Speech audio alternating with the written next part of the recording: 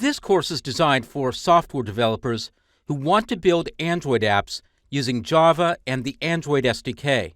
I'll be describing how to use Android Studio, the official IDE from Google, and specifically Android Studio 2, which was in public beta when I recorded the course. In order to work with Android apps, you'll need to know some Java. Which version of Java you work with depends on which version of Android you're targeting.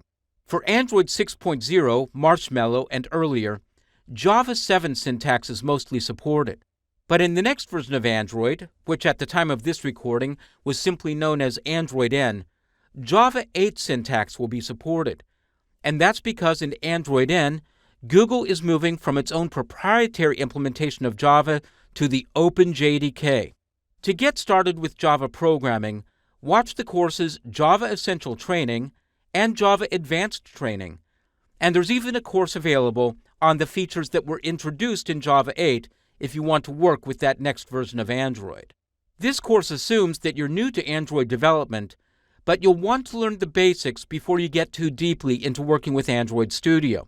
You can watch the course Android App Development Essential Training, and then, as I'll describe at the end of this course, we have many courses available that offer deep dives into various aspects of the Android SDK.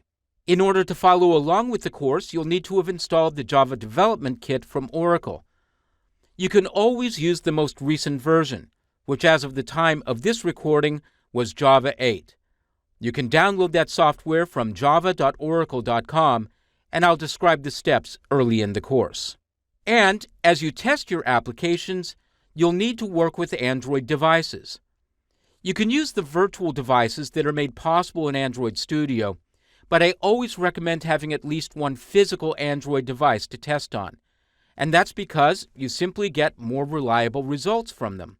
I mostly use Nexus devices from Google. They offer a pure Android experience, and you always get the most recent updates. On the other hand, devices from Samsung, such as the Galaxy and Note lines, have the largest single share of the device market, and Kindle Fire devices from Amazon have their own audience. If you're able to, I recommend testing your apps on all three styles of devices, and also on different screen sizes. Phones and tablets offer completely different sizes and pixel densities.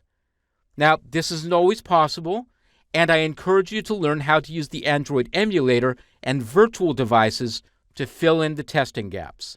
In this course on Android Studio 2, I'll be focusing on the use of Google Nexus devices.